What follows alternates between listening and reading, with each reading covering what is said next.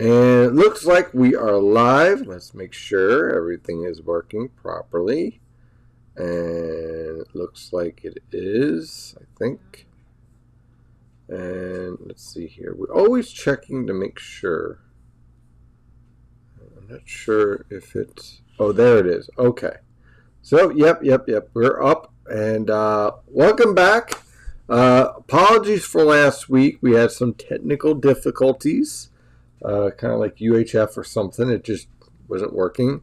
But looks like everything's back to normal now. Quick update. The Mets just tied the game. They were down 3-0. Now they've tied it. So get used to that all summer. I think that this is going to be a lot of fun. At least the baseball season, I think, is going to be a lot of fun. We'll talk about the baseball season in a bit. But we have an interesting setup for tomorrow in that it has the potential to produce some severe weather for tomorrow afternoon. Make sure this is, hon, everything okay?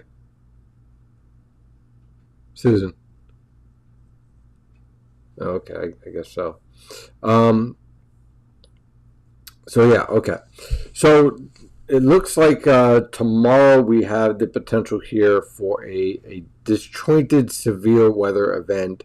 I'm not looking for a lot of severe thunderstorms out of this. It's mostly going to be an isolated severe thunderstorm threat, but I do think we're going to see the potential for some heavier downpours and some strong wind gusts, and I'll explain why, and I'll explain why I'm not...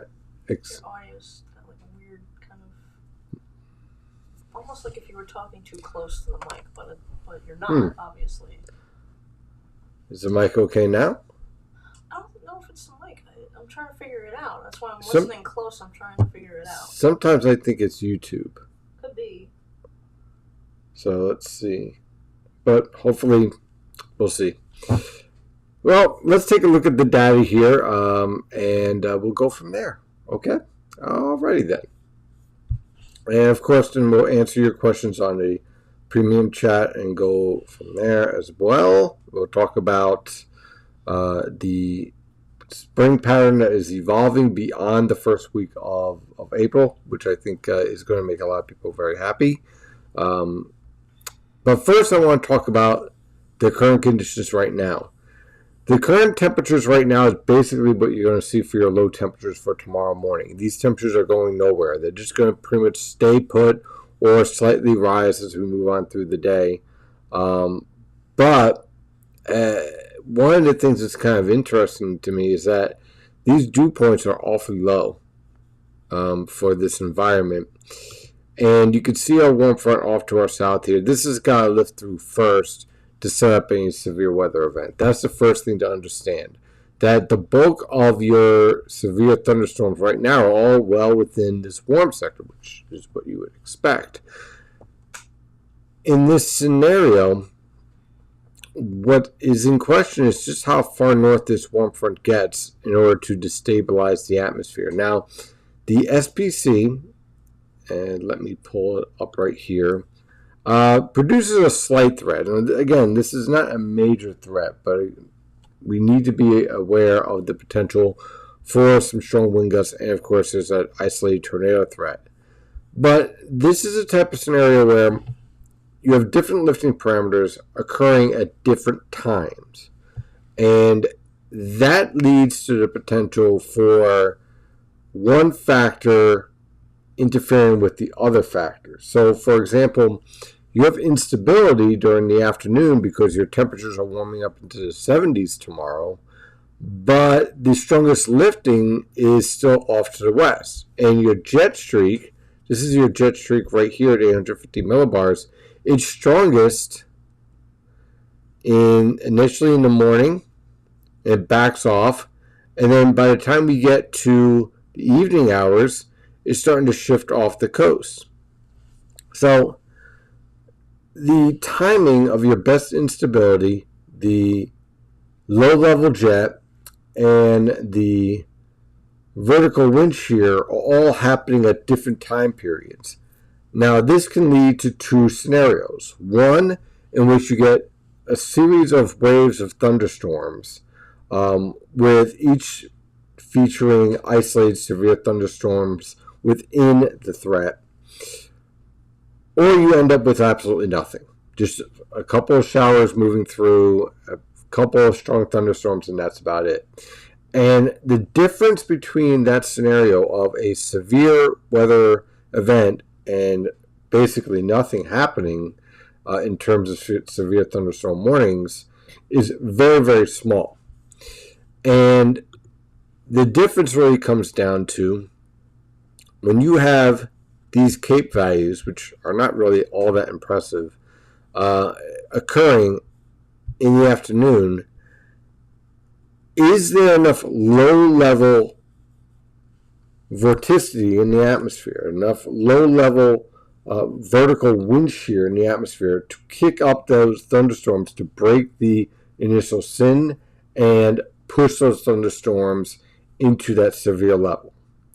If that happens, based on what we're seeing here, then you end up with this potential here for your tornadoes to be a factor because you have a lot more spin. Now, if that's going to happen, it's going to happen in southeastern Pennsylvania and southwestern New Jersey because those locations is where everything is able to come together at just the right time. Other than that, these thunderstorms look like, especially with the way that the winds are going to be oriented, it looks like you're going to be featuring a lot of downburst wind gusts, straight line wind gusts, and wind gusts up to 65 miles per hour. This does not seem like a widespread severe thunderstorm threat based on everything that I'm seeing. This definitely would feature the potential, and let me see if I can pull it up on the NAM guidance. On the European guidance, there's pretty good, impressive setup here for high precipitable water values. So I like the idea of a quick half an inch of rain for some people, possibly pushing up to an inch. And there is that potential for some urban flooding, especially around the Philadelphia metro tomorrow afternoon. So what the NAM is doing right now, and let me zoom in on this, and then we'll take a look at the HRR guidance. It comes in tomorrow morning, isolated showers around. Don't be surprised there's some locally dense fog, by the way, tomorrow morning. Then during the afternoon, you get these waves of showers. Not really all that impressive, right? But you get these little embedded thunderstorms here. Like the one around Philadelphia, south of Reading, south of Harrisburg. And that's in the evening hours, afternoon and evening hours. And then overnight, towards 10 to 12, you get that final line to move through. So it's segmented and broken up. That's how the NAM sees this. Now let's take a look at how the HRR sees this. In fact, let me pull this up real fast.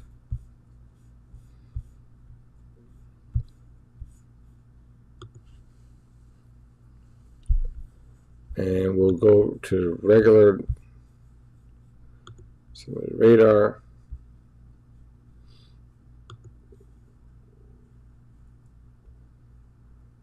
And the HRR is doing it basically the same thing. You get these waves of showers.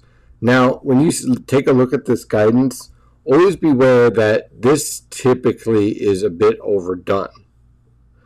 But it's showing the basic same theme. Several waves of disjointed, broken showers and thunderstorms. And then there's your primary cold front back here, moving through with the final line around midnight. So, based on everything I'm seeing in the guidance in terms of instability, in terms of vertical wind shear, I see this as pretty much being a focus more towards the southern Mid-Atlantic. We're talking about Washington, D.C., Baltimore, those areas. And then for Philadelphia, you have a good shot of seeing isolated severe thunderstorms, maybe a spin up in the meso low, but that's going to be really tough to pull off. And then for the New York City metro, there's some heavier downpours and mostly focused during the evening rush hour. And that's pretty much what I'm seeing in that scenario. And then we'll go back and answer questions. Now, in terms of our current conditions on our water vapor satellite picture, all of this is driven by the strong jet streak that we have here, 850 millibars, which is showing up really nice here. See, in this scenario,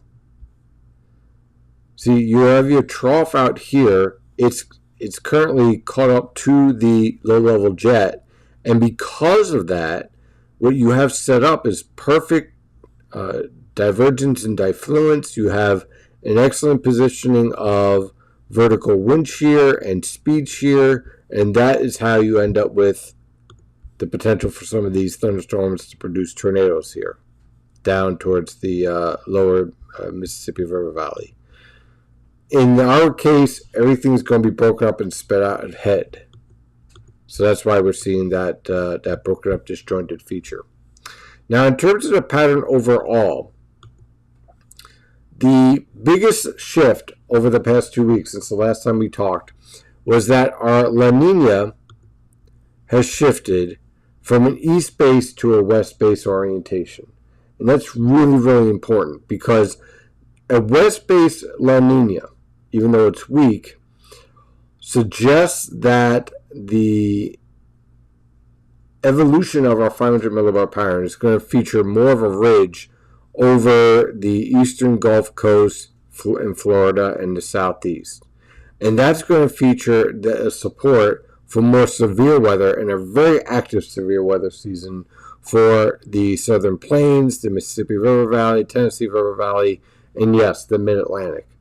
The way this is setting up with this type of La Nina, and when you consider everything else that's going on in the polar jet stream with the collapse of the polar vortex, which is what you would expect anyway this time of year, and the nature of our AMO being negative, I think this is going to be a very impressive severe weather season this year.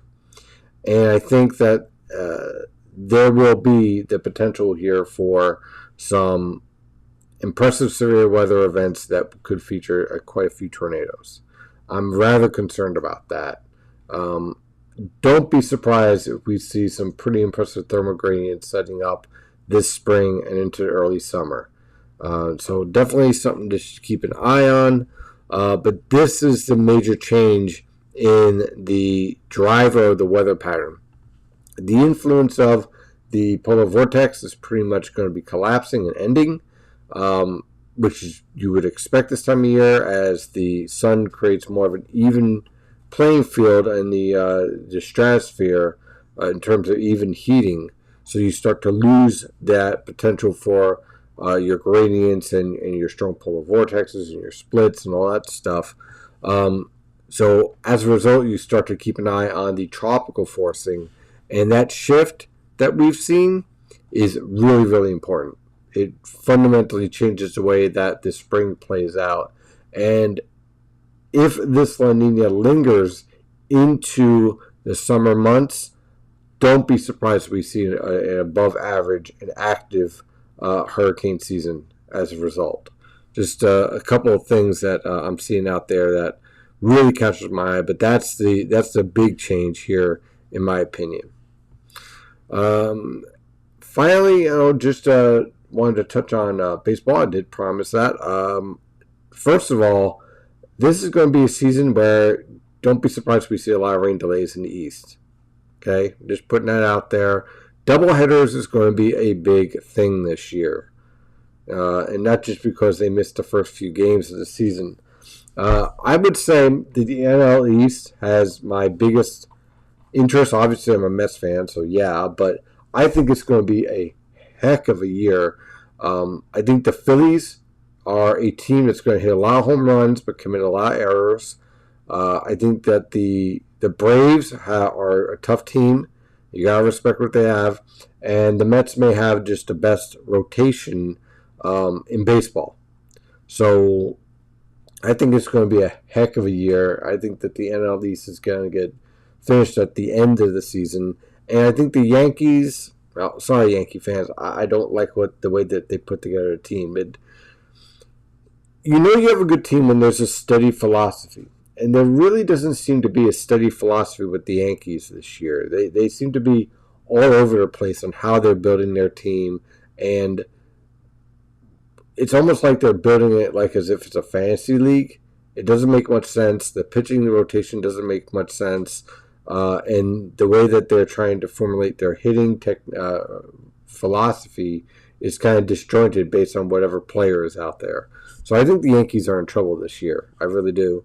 But I would not be surprised if it comes down to Tampa Bay and the Blue Jays this year, battling out for the AL East. So those are kind of my thoughts on baseball. I don't care about the West. I don't know. The Dodgers could fall off into the ocean. I don't care.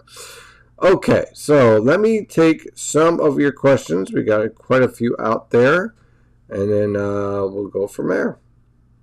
So, of course, good evening, everyone. And, of course, I'll hit up YouTube as well and go from there. All right, so that we have some really low dew points and humidity levels during the dry stretch, do you expect low moisture and windy weather to present a fire risk in between the periods of stormy wet weather? It's a good question. Part of this is in the wild card of this. Pardon me, let me get my coffee. Is how the state is handling. I haven't seen a lot in terms of advanced burns. I would expect to see that starting a little bit later this month. Should I say in April?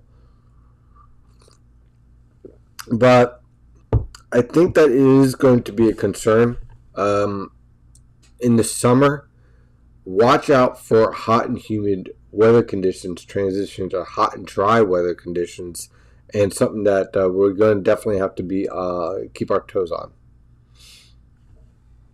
Okay. Last year, warm fronts seemed to have trouble getting as far north as the models projected.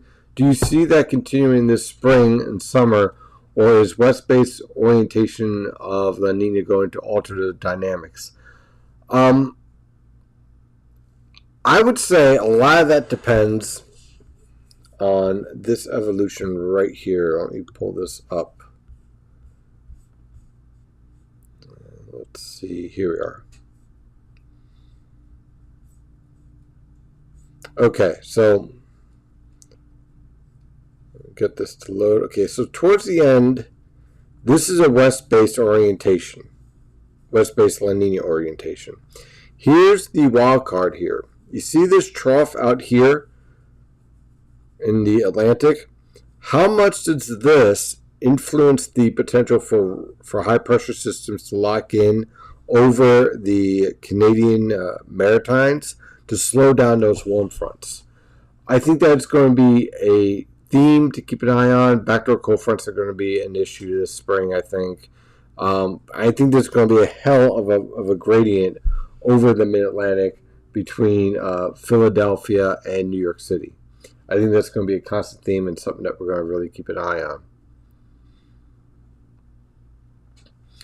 Is it safe to say that there is a good chance that as one gets away from Delaware, River Valley, heading east, that closer to the coast, New York City Metro, stable marine air will win out? Yeah, I would say that's a pretty reasonable assumption in this scenario. I think Long Island, New York City, and the immediate Jersey Shore, it's not going to be so much severe thunderstorms, but very heavy rainfall. And you're still going to be dealing with strong wind gust threats, so definitely be aware of that. And even outside of the thunderstorms itself, you're still going to have wind gusts up to 35 miles per hour with sustained winds of 10 to 20 miles per hour tomorrow afternoon. So just be aware of that as well. Looking at News School, let's see, 10 millibar polar vortex seems to be on its last legs. Yeah, it's all collapsing now. And 70 millibar vorticity over Asia seems to be headed towards a collapse as well. Yeah, everything is about to collapse, which again is completely no. I saw a news article saying that, the cold air that we had was because of the polar vortex. Not exactly. It's more had to do with the evolution of the MJO, moving through phases 4 and 5, and then shifting into a neutral state. But what you're seeing with the polar vortex right now is completely normal. There's nothing unusual about it. This is what happens in the spring. You start to get even heating, and just the gradient collapses. So that's essentially what we're seeing. How would a west-based La Nina impact potential hurricane landfalls, push them into the western Gulf of Mexico, Central America? Would there still be an East Coast concern? A west-based La Ninas in general, don't control the track of tropical systems as much as allow for low wind shear, which allows more frequency for them. One thing to watch out for with the AMO, which is this signal right here. Let me zoom in. You see this below normal water out here? This is a perfect signal for AMO. In the summer, it ends up being more neutral than anything else, not so much below normal, because again, you got that direct heating of the sun, right here. So, but what you end up with, much like last year, is more of a focus around the Bahamas and the Gulf of Mexico. So, I would say that the East Coast is still going to be at threat, but I think your primary concern is going to be the Gulf of Mexico. If you get a ridge axis to lock in here, you're going to see a lot of storms cross the Yucatan and head towards Texas and Louisiana because of that ridge complex. But you can't rule out the eastern seaboard depending on the interaction of troughs, especially as you get towards later in the summer and move into the fall. That's still pretty much a wild card.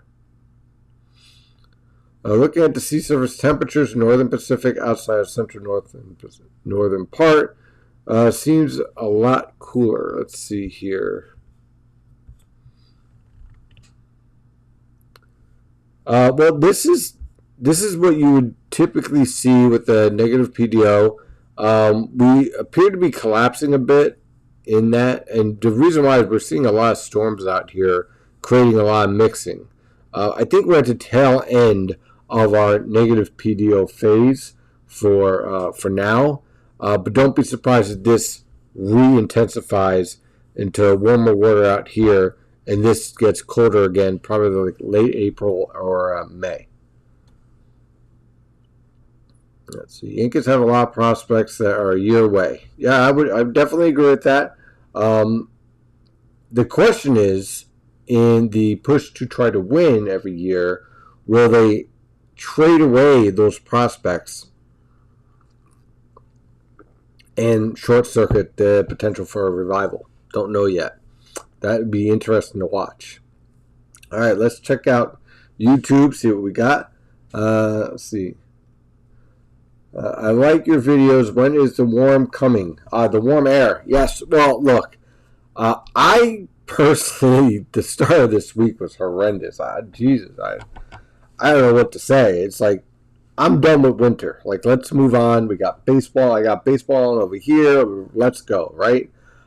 I think that this was the last real cold shot, because I don't see anything that is substantial moving forward. Let's take a look at 850 millibar temperatures here.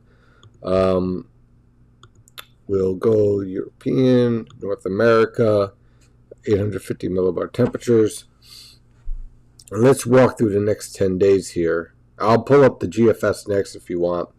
And after that cold shot, notice a lot of your cold air starts to get locked up into Canada. And this influence here is under more of an influence of an April sun now. So now you're talking about more like temperatures in the 50s. So I think for the most part, we're done with the brutally cold air. But if you're looking for like temperatures sustained in the 70s, probably after the second week of April, I think we start to see more 60s and 70s becoming sustained. And this right here is a perfect signature for that west-based La Nina signature that we're looking for. And that's supported pretty nicely, again, on the European ensemble guidance as well. I'll tell you what, let's pull up the GFS ensemble guidance. Take a look at that, right? So we'll do 12Z. So that way it's matches, oranges are oranges, right? And let's see here. There's the last swing. And it's showing the same thing on the GFS as the European did. And so the temperature control for that, again, 12Z. And it's taking a little bit of time, no worries.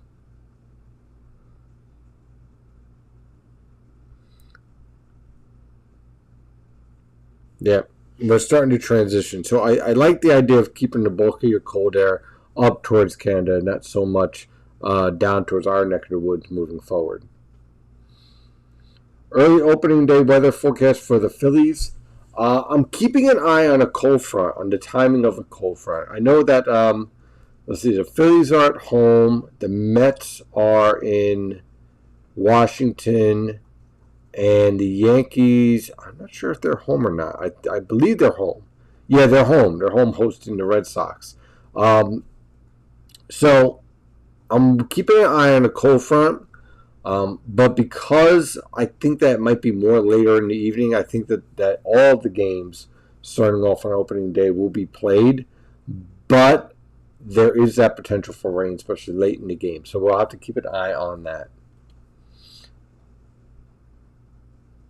We'll definitely have severe weather this summer, and the spring and summer.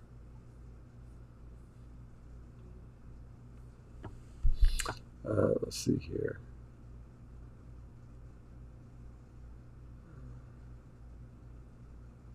See, is it too early to say whether we'll get a heat dome of hot and hazy conditions over this summer? I strongly suspect we'll get a nice heat wave this year.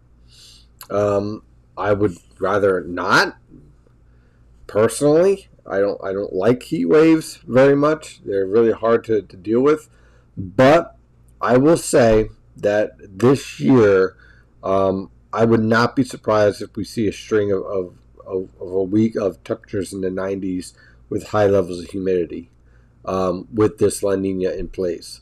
And it's unfortunate, and we're going to prepare for it by having blocks of ice in our freezer, because sometimes the air conditioner don't work, and unfortunately in Freehold there's a bad tendency of getting power outages at the worst possible time, right, hon? Yeah, so I'm not looking forward to that at all, but I have a strong suspicion we're going to be dealing with that. So I tell you what, let's pull up some of the model data for opening day. And I'll tell you what, we'll start off with the 700 millibar humidity, pull 12Z, and see what we are seeing preliminarily for opening day for the Mets, Yankees. Let's see here. Now, let's see. So opening day is next Thursday. And let's say afternoon. So right now, you have a situation where you have a lot of sky broken cloud cover according to 700 millibar humidity.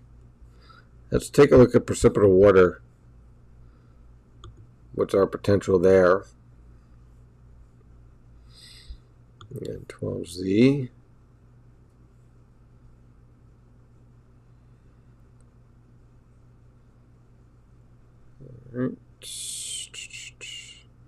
Okay, there's plenty of moisture in the atmosphere.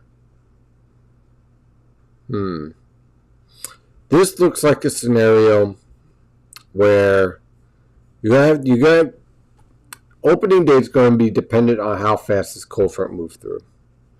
That seems to be clear to me. Let's take a look at the latest timing on this. What's this? And again, when it comes to cold front timing, I mean, this can change quite a bit between now and when this occurs. So, this isn't locked in or anything of that nature. But let's see here. Okay, so we have a wave of low pressure moving through. It looks a bit unsettled. Okay, the model guidance is producing a lot of the heavier rainfall to the north of where the precipitable water values were found. There's an error here, somewhere in here. It must be a convective feedback error.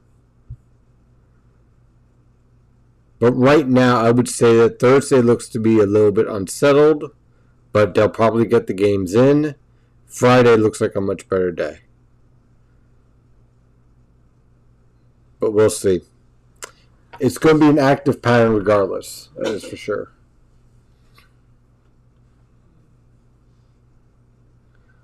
Let's see here. Also suggest a battery-powered fan. Absolutely. Yep.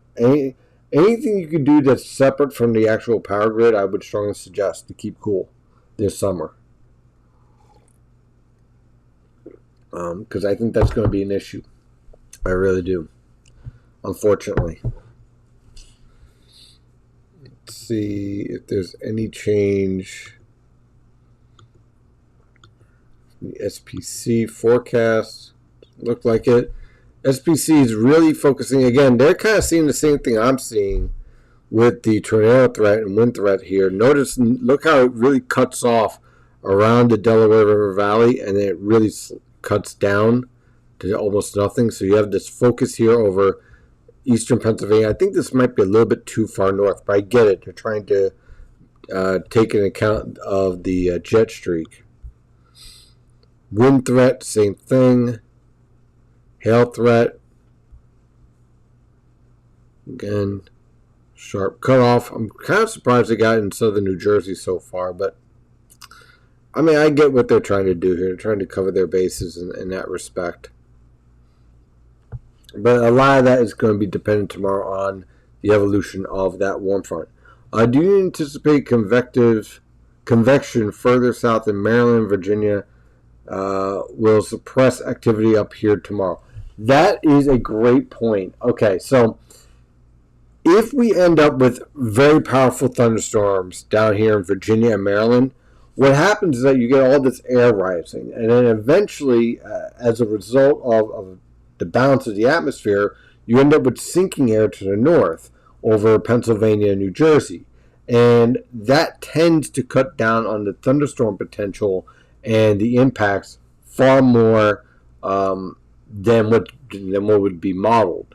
So that's certainly a factor that we're going to have to keep an eye on. That's more of a kind of a nowcast situation because model guidance isn't always the best in dealing with that type of mesoscale and even microscale impact on thunderstorms. A great example is that, in fact, let's see if we can see an example live here. Let's zoom in. We'll zoom in on our active thunderstorm train, all right? Now you got this line of intense thunderstorms, right? And you got all this strong lifting here. Pretty impressive line. But as you go north, you start to see weakening taking place here. This is all because of the substance associated with that weakening. Now, in this scenario here, the jet streak kind of overcomes that influence, but I don't think we have that potential for us tomorrow because the jet streak is going to be racing out ahead of the main forcing parameters, which we can see clearly here. So basically, this portion of your vort is going to be heading towards Virginia, and we're going to be under this portion here, which is going to be weaker. And then your jet streak is going to be racing out ahead of these lifting parameters and marching through in the afternoon, leading to windy conditions, but not so much enhancing the thunderstorms as what you could get if everything was converging just as right.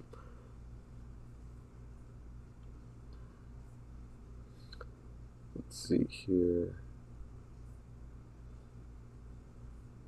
Some very good questions tonight, by the way, guys. Outstanding job with the questions for a severe weather threat. Absolutely.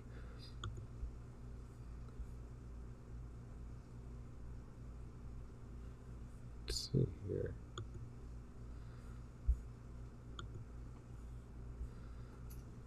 In terms of next 7 days, let me see here.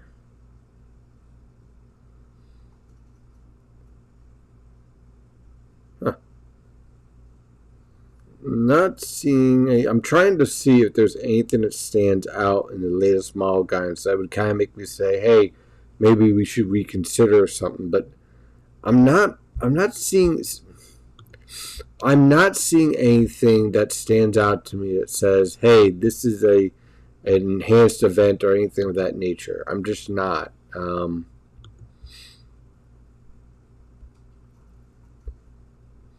Yeah, you see these showers right here? Right, and this is expected around, let's see here, tomorrow afternoon. Okay, so the latest HRR guidance is producing a lot of showers ahead of this main line. And typically what happens is that when you get these showers here, you inhibit the potential for significant instability in the atmosphere. So let's see what that looks like. We'll pull up our winds, 850 millibar winds. So definitely going to be very windy tomorrow. Some of these winds are going to get mixed down. You're talking about 78 knots at the mid-levels. So you're definitely going to have the potential for wind gusts pushing over 30 miles per hour outside of the severe thunderstorms themselves, outside of thunderstorms in general.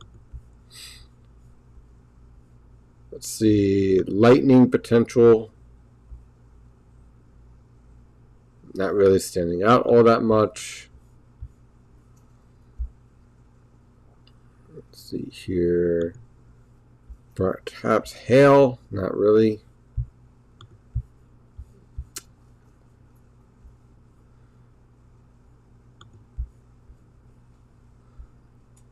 Yep, not really much in terms of hail standing out.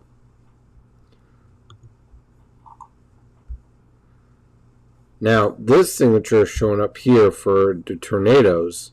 This would probably produce F0 or F1 type tornadoes. This is all aligned with the jet streak at that time period. So you have your instability. I like the idea of a focus more towards Virginia and Maryland in this scenario, because this is all setting up at the same time as you have your strongest lifting and vorticity playing out. So wind gusts for tomorrow. So this is kind of what you could expect outside of thunderstorms, where you have wind gusts anywhere between 30 and 50 miles per hour, 50 knots. Because this, again, this should be in knots, I believe. Yeah, it is. Okay. So, talking about anywhere between 25 and 50 mile per hour winds for gusts tomorrow afternoon outside. Where do you expect it to be late afternoon, early evening in Union County? I have a doctor's appointment at 5 p.m. Stormy. Look for showers and thunderstorms. Strong wind gusts definitely are going to be a high threat. It's going to be kind of poor driving conditions. Tomorrow evening's rush hour is not going to be pretty. That is for sure. Okay. So I think I answered a lot of the questions that are out there already. If anyone have any other questions, take them in now. Other than that, I think we'll shut down a little early this evening, based on everything I have answered and the questions that have come in. So let's see here. So I'll give you guys about another 2 minutes. If you have any questions, drop them in. If not, we'll shut this down and get on with our night.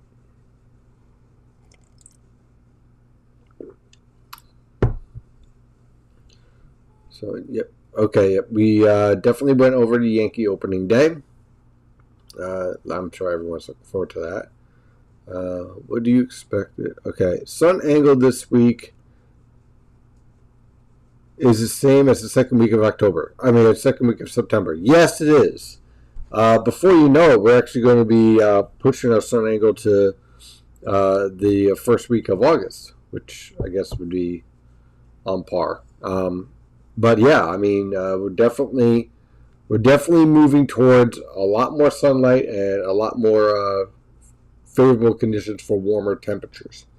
And see, here's the thing. Here's the one problem in New Jersey. You get spring for maybe a week or 2 weeks. Where your temperatures are constantly in the 60s and 70s.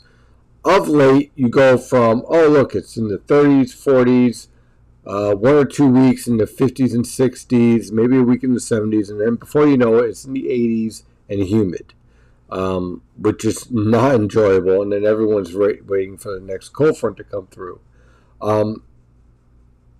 But that's been kind of like the seasons of lately. We haven't had a real true... We have more fall than we do have spring.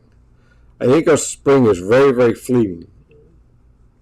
It features a lot of really raw weather conditions. But we tend to have more of a pronounced fall season than we do a spring season. The weather pattern here tends to go from winter to summer pretty quickly. Are you going to have a live stream next Wednesday? I am planning to. Hopefully, next Wednesday, there are no technical issues. The previous Wednesday, when I had to cancel, unfortunately, pretty much everything I wanted to have happen was going wrong. There was a software update on the website, and it crashed the website. We were able to get it up, but we couldn't do anything with the video. Then there was an issue with the mic because new software got... Basically, Apple and WordPress and a couple of other features I use all decided to have fresh updates on the same day. They all hit and they all crashed everything at the same time, which I don't think I've ever seen that before, but it was just uncanny. Everything updated, and the way they updated it caused serious issues with pretty much everything. So we had to... I just said, you know what? I don't even know whether this is going to be able to go live at all, or when I'm going to be able to do it. So rather than put a lot of pressure on my IT guys, I said, all right, we'll postpone for this week, get everything up and running, so that way next week we can go on moving, because there wasn't a lot going on anyway. So yeah, pretty much everything that could go wrong did go wrong last Wednesday. So this Wednesday, obviously we're doing a live chat now, and next Wednesday I plan on doing it again, and we'll just keep on rolling and see where we go from there. As we go through the summer, I will be traveling a little bit, so in that case, I might have a live coverage maybe on a Monday rather than a Wednesday, which I'll let you guys know about that, a couple of weeks out ahead, and give you guys notice on that. But the plan, at the very least, is to have a live chat every week. And more so if there's an actual major severe weather event or hurricanes or something of that nature. I think that this live chat is going to be a lot of fun when we start getting to the point of hurricane discussions and tropical weather. I think that's going to be a lot of fun, because then when it comes to forecasting severe weather and actually tracking severe weather, I mean a real severe weather event like what you're seeing down in the Southern Plains, I think is a lot more active and a lot more fun, a lot more interesting live chat scenario. So there we have it. Okay, so I think we're going to call it a night. I'm going to finish up my coffee and I'm going to get some sleep. Thank you guys for joining. I really appreciate it. And as always, stay safe out there.